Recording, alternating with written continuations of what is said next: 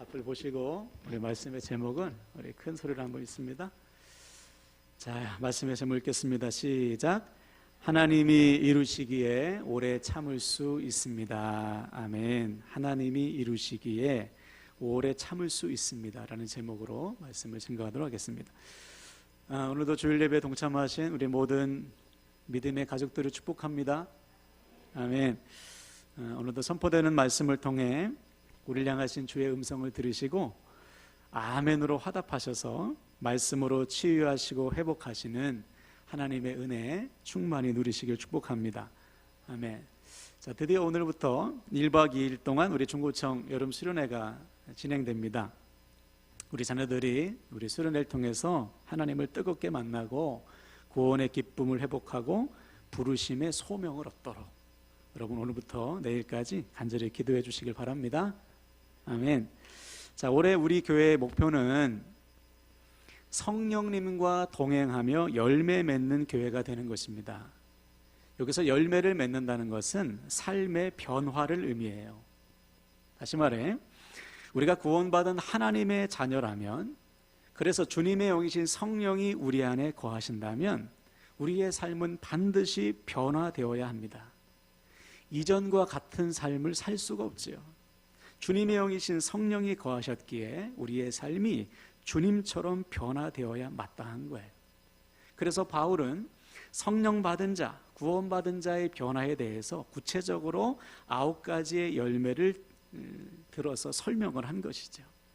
바라기는 오늘도 선포되는 말씀을 통해 우리의 삶에 변화가 나타나게 되시기를 주님의 이름으로 간절히 축원을 드립니다. 아멘. 자, 오늘은 성령의 4번째 열매인 오래 참음의 3번째 시간입니다. 왜 오래 참음이 성령의 열매일까요? 오래 참음을 통해서만 열매가 결실하기 때문에, 즉 오래 참음을 통해서만 우리의 삶에 변화가 나타납니다. 바꿔 말하면 성령의 열매라는 것은 단시일에 일어나지 않아요. 즉 우리의 삶이 주님을 닮아가는 것, 주 안에서 변화되는 것은요 하루아침에 이루어지는 것이 아니고 오래 참음, 인내를 통해서만 변화될 수 있는 것입니다. 그래서 우리가 첫 시간에 누구의 인내를 배웠는가? 주님의 인내를 배웠어요. 주님은 어떻게 인내하셨는가? 잘 아는 말씀이지만 우리 히브리서 12장 2절을 볼까요? 앞을 보시고 있습니다. 시작. 믿음의 주요 또 온전하게 하시는 이인 예수를 바라보자. 그는 그 앞에 있는 기쁨을 위하여 십자가를 참으사 부끄러움을 개의치 아니하시더니 하나님 보좌 우편에 앉으셨느니라. 아멘. 우리 주님께서 인내할 수 있었던 이유는 인내 뒤에 주어질 기쁨을 내다보셨기 때문이에요. 즉 인내 뒤에 주어질 변화, 인내 뒤에 주어질 은혜를 보셨기 때문에 그것을 보고 인내할 수 있었다는 것이죠. 즉 눈앞에 있는 고난만 봐서는 인내할 수 없지만 이 고난을 인내하고 난 뒤에 주어질 기쁨, 변화, 영광을 보고 우리 주님은 인내하셨다. 여러분, 우리 주님의 본을 따라 우리 역시 인내 뒤에 주어질 기쁨을 내다보시고 믿음으로 인내하시길 바랍니다. 아멘. 두 번째로 왜 하나님께서 우리에게 오래 참음 인내를 요구하시는가? 연단이라고 했습니다. 우리를 연단하시기 위해서 우리에게 오래 참음을 요구하신다. 연단은 2가지 의미라고 했죠. 첫 번째는 쇠를 불에 달구고 두드리고 물에 식히고 달구고 두드리고로 계속해서 단단하게 만드는 것, 이게 연단이라는 것이고, 두 번째는 뭐였죠? 불순물을 제거하는 것, 녹여서 순금, 순수한 금속을 만드는 것, 이게 연단이에요. 즉 연단이란 우리를 단단하게 만들고 순수하게 만드는 것, 한마디로 말해서 완전케 하는 것이죠. 그러므로 하나님께서 왜 우리를 연단하시는가? 우리를 완전한 믿음, 우리의 믿음과 인격이 완전한 믿음이 되게 하시도록 우리를 연단하신다. 무엇을 통해서? 오래 참음을 통해서. 그래서 우리가 욥을 통해서 그것을 배웠잖아요. 욥은 알 수 없는 고난을 당했어요. 왜 자기에게 이러한 고난이 당하는지 몰랐지요. 그러나 그 고난 속에서도 욥이 알고 있는 것 한 가지가 있었습니다. 그는 이렇게 고백했어요. 잘 들어보세요. 욥기 23장 10절. 내가 가는 길을 그가 아시나니 그가 나를 연단하신 후에는 내가 순금같이 되어 나오리라. 아멘. 이 고난의 과정을 통해 자신을 완전케 하실 하나님을 믿은 거예요. 그 믿음으로 욥은 인내했고 마침내 하나님을 만나 완전한 믿음이 되었다는 사실을 우리가 성경을 통해서 확인할 수 있습니다. 그러므로 사랑하는 여러분, 우리 역시 고난을 통해 우리를 연단하셔서 완전케 하시는 주님을 믿으시길 바랍니다. 그래서 우리 결단했잖아요. 고난을 낭비하지 말자. 고난을 탁 만나면 이거 아니야, 부정하거나 체념하지 말고 고난을 통해서 나를 연단케 하시는 하나님을 만나자. 그래서 우리 모두 삶의 고난을 통해서, 삶의 여정을 통해서 우리를 완전케 하시는 연단의 은혜 누리시기를 주님의 이름으로 간절히 축원을 드립니다. 아멘. 자, 오늘은 세 번째 원칙을 나누겠어요. 본문은 바울이 데살로니가 교회에 첫 번째 편지를 쓰면서 마지막으로 권면한 내용들 중에 하나입니다. 데살로니가 교회는 바울에게 있어서 특별했어요. 왜냐하면 바울은 데살로니가의 교회가 세워질 것이라는 기대를 안 했습니다. 왜냐하면 바울이 2차 전도 여행 때 고작 3주만 머물렀거든요. 새 안식일 3주 동안만 머물면서 유대인들이 회방하는 바람에 급히 그 도시를 빠져나와야 됐어요. 나중에 보니까 거기에 교회가 생긴 거예요. 3주밖에 안 머물렀는데, 그것도 마게도냐와 아가야, 이 데살로니가가 거기에 속해 있는데 그 마게도냐와 아가야 지역에서 으뜸되는 본이 되는 교회로 흔들이 서 있는, 너무 기뻐가지고 그들을 칭찬하고, 또 3주밖에 안 머물렀으니까 믿음이 좀 부족한 게 있을 거 아니에요. 그래서 바른 믿음을 위해서 편지를 쓴 것이 데살로니가 전서입니다. 다시 말해 바울에게 있어서 데살로니가 교회는 아주 특별했어요. 이 특별한 교회에 바울이 얼마나 하고 싶은 말이 많겠어요. 그래서 우리가 읽진 않았지만 데살로니가전서 5장에 처음부터 끝까지 보면 뭐하라 계속 얘기하고 있죠. 그 중에 한 구절이 바로 오늘 구절인데, 본문을 다시 한번 볼까요? 14절. 또 형제들아, 너희를 권면하노니 게으른 자들을 권계하며 마음이 약한 자들을 격려하고 힘이 없는 자들을 붙들어주며 모든 사람에게 오래 참으라. 한번 따라합시다. 모든 사람에게 오래 참으라.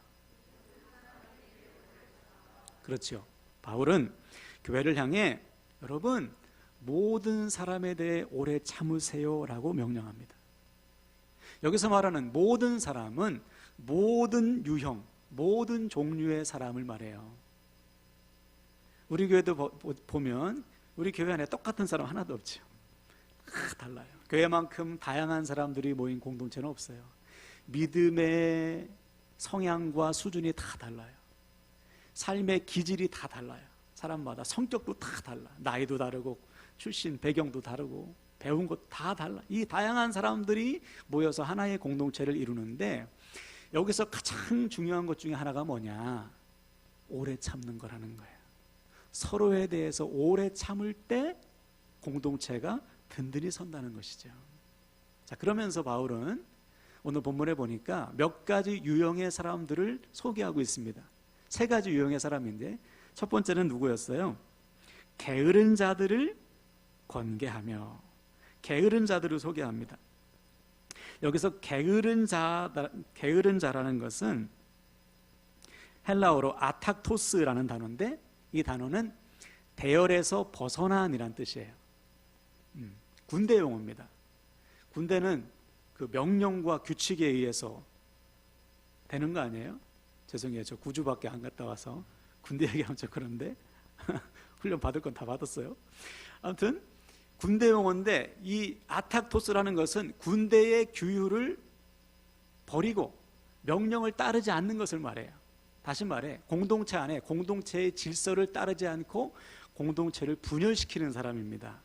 그게 바로 게으른 자예요. 교회 안에 이러한 사람들이 있었다는 것이죠. 교회의 가르침을 따르지 않고 질서를 따르지 않고 내가 기준인 사람들이 데살로니가 교회 안에 있었다는 거예요. 이것은 오늘날 교회에도 종종 볼 수 있는 사람들이죠. 공동체를 생각하지 않는 거죠. 내가 기준이야. 나만 좋으면 돼. 그래서 내가 하고 싶은 말 다 하고 내 주장을 막 펼치는 사람들. 그래서 공동체에 이 분열을 일으킨 사람들이 데살로니가 교회 안에 있었다는 것이죠. 이런 사람들을 어떻게 하라고요? 권계하라, 권면하고 훈계하라. 제가 예전에 개척 초기에 우리 성도님들과 함께 전도 세미나를 한 적이 있어요. 기억나실 분들 계신데 12주 동안의 세미나를 했습니다. 근처 교회에 그때 한 80명 정도 모여서 한 24개 교회였어요. 20개 이상의 교회가 모여가지고 전도 훈련을 하는데, 어느 날 저는 이제 그때 찬양인들을 했거든요. 일찍 와서 그 교회 주차장에서 이제 예배당으로 들어가려고 하는데 여자 두 분이서 얘기를 하는데 분위기가 좀 안 좋아요. 제가 옆에 있는데도 어떤 한 분이 큰 소리로 막 얘기하더라고요. 막 들으려고 해서 들은 것이 아니고 지나가니까 들었어요. 이런 내용이에요. 사모님, 제가 안 온다고 했잖아요. 저 전도하기 싫어요. 막 그러는 거예요. 그 얘기를 듣는데 제가 얼굴이 화끈거렸어요. 전도는 당연히 해야 되는 거 아닙니까?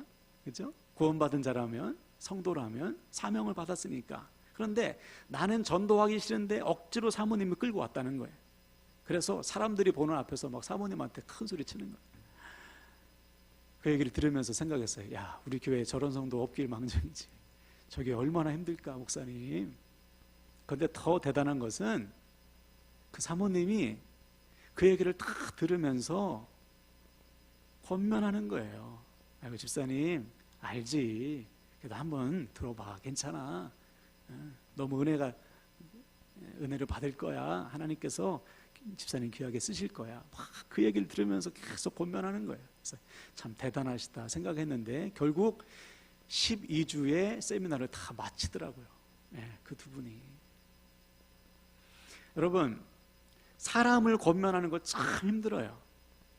누군가를 권면하고 훈계하는 건 참 어렵습니다. 내 힘으로 되지 않아요. 오래 참는 인내를 통해서만 가능합니다. 내가 오래 참고 인내할 때 내 안에 계신 성령께서 도와주시는 거예요. 그러므로 우리 주변에도 이런 사람 꼭 있잖아요. 내 가르침을 따르지 않고 질서를 깨뜨리는 사람 어떻게 해요? 오래 참아야 돼요. 그래서 복음서에도 보면 주님께서 같은 말씀을 반복해서 가르칠 때가 있어요. 똑같은 말씀이 계속해서 반복되죠. 또 복음서가 4개나 되잖아요. 왜 이렇게 많은 복음서를 똑같은 것을 성경책에 넣어놨는가? 제자들도 한 번 말해서는 안 듣는 거예요. 주님께서 한 번 탁 말씀하시고 한 번 권면하시고 한 번 훈계하셨을 때 네 주님 그렇게 하겠습니다 하고 따르면 좋은데, 제자들 역시 한 번 말해서 안 들어. 2번 말해서도 안 들어. 주님께서 계속해서 반복적으로 쓰신 거예요. 지금 우리는 어떻습니까? 한 번 주님께서 말씀하실 때 아멘 했으면 그대로 사나요? 그렇지, 그렇게 살지 못해요. 그래서 오늘 또 주님께서 우리를 부르셔서 말씀으로 깨우치고 계신 겁니다. 주님도 우리를 오래 참으면서 훈계하시는 거예요. 우리도 마찬가지죠. 여러분 곁에 있는 사람들 오래 참음으로 권계하시길 바랍니다. 네, 인내하면서 권면하고 인내하면서 훈계하는 거예요. 그때 그 영혼 반드시 내가 아닌 내 안에 계신 주님께서 변화시켜 주실 줄로 믿습니다. 자, 두 번째 유형의 사람은 마음이 약한 자들입니다. 마음이 약하다는 것은 낙심하다, 두려워하다라는 뜻인데, 즉 믿음이 약해서 자꾸만 흔들리는 거예요. 어떤 날은 믿음이 있는 것 같다가도 어떤 날은 믿음이 없는 것처럼 사는 사람들입니다. 특별히 이 당시에 데살로니가 교회가 이상한 사상이 들어왔어요. 죽은 자는 부활할 수 없다라는 이상한 이단 사상이 들어와서 성도들이 두려워하는 거예요.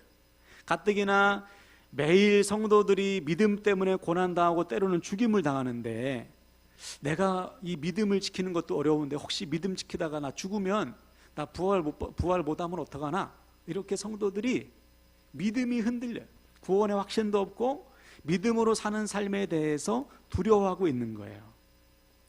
지금도 마찬가지죠. 지난 주중에 페이스북에 어느 목사님이 이런 글을 쓰셨더라고요. 오늘날 교회 성도들이 세상 속에서 믿음의 승리자로 사는 것, 이것은 거의 불가능하다. 우리가 세상 속에서 사명자로, 교회로, 주님의 제자로 사는 것은 거의 실현 불가능한 미션이다. 주일날 교회에 나와서 예배 드리는 것만으로도 상당히 어렵다. 그렇게 말씀하신 걸 제가 읽었어요. 그렇죠. 충분히 공감되죠. 그러나 그럼에도 불구하고 우리가 포기할 수 없는 것, 주님은 우리를 야, 너 주일날 교회에서만, 교회 안에서만 믿는 사람처럼 살아, 이렇게 우리를 만드시려고 십자가에 달리신 건 아니잖아요. 주님은 우리를 주님의 몸된 교회로 부르셔서 우리를 통해서 이 세상을 변화시키길 원하십니다. 아멘이십니까?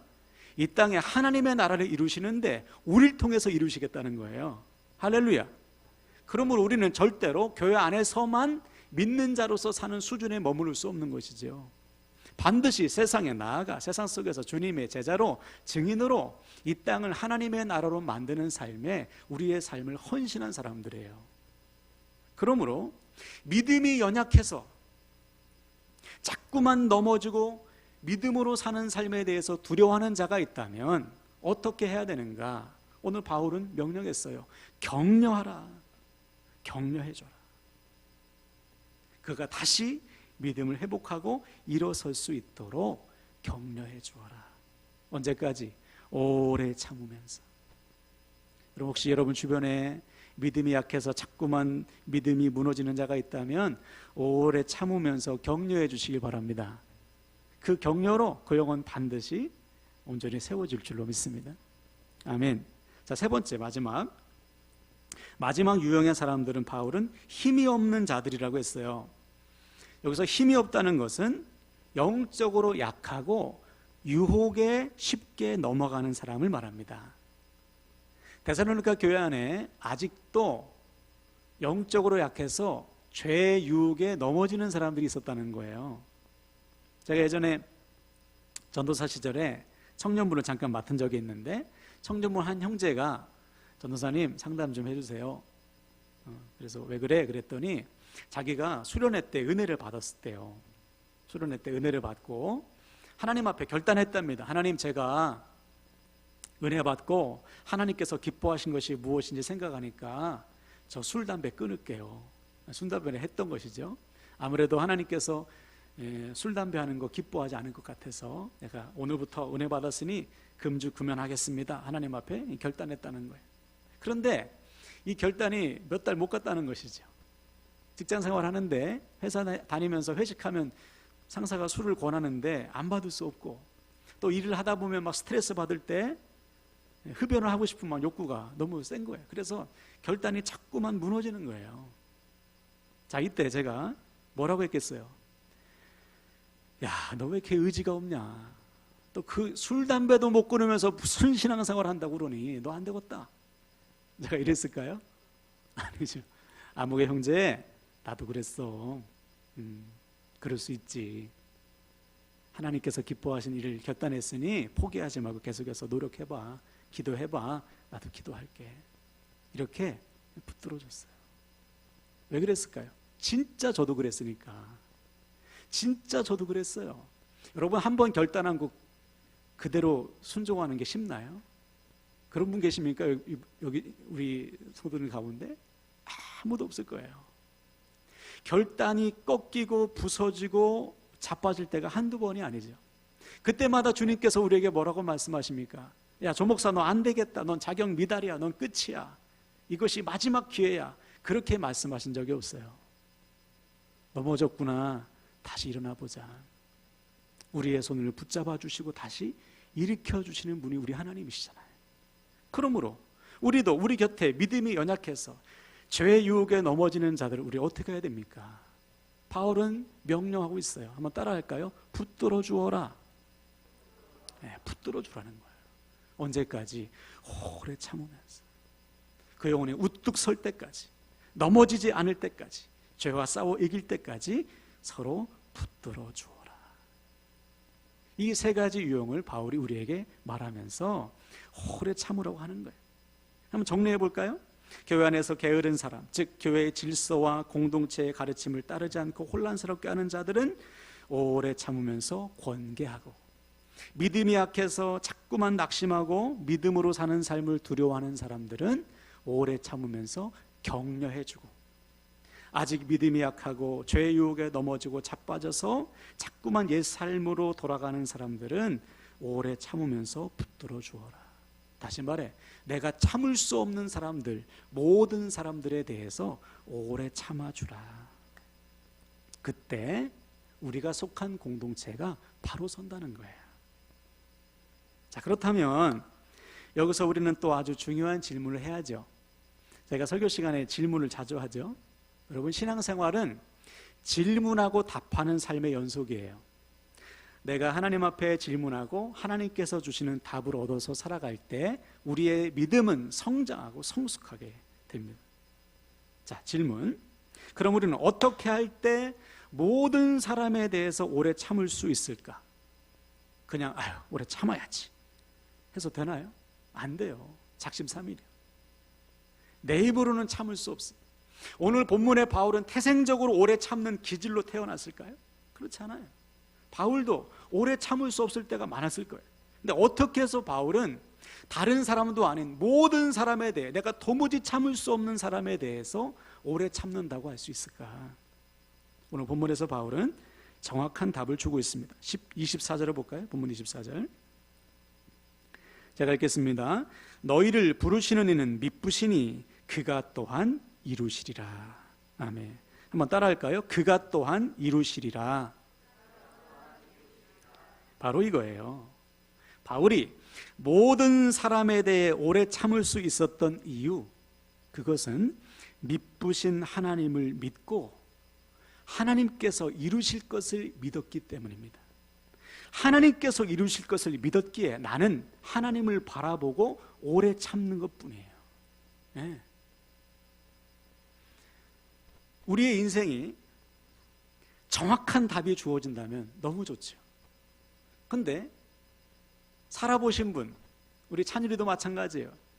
내 뜻대로 되는 거 하나도 없어요. 그러므로 우리가 할 수 있는 것은 뭐냐? 하나님을 믿고 오래 참는 것뿐이에요. 내 곁에 있는 사람들 언제 어떻게 변화될지 우리는 몰라요. 그러나 하나님께서 변화시킬 것을, 변화시켜 주실 것을 믿기 때문에, 하나님께서 이루실 것을 믿기 때문에 우리는 오래 참는 것뿐이에요. 우리 주님도 그러시더라고요. 주님께서 성경에 보니까 내가 언제까지 너희를 참니? 이렇게 말씀하신 적이 있어요. 잘 들어보세요. 마태복음 17장 17절. 예수께서 대답하여 이르시되 믿음이 없고 패역한 세대여, 내가 얼마나 너희와 함께 있으며 얼마나 너희에게 참으리요.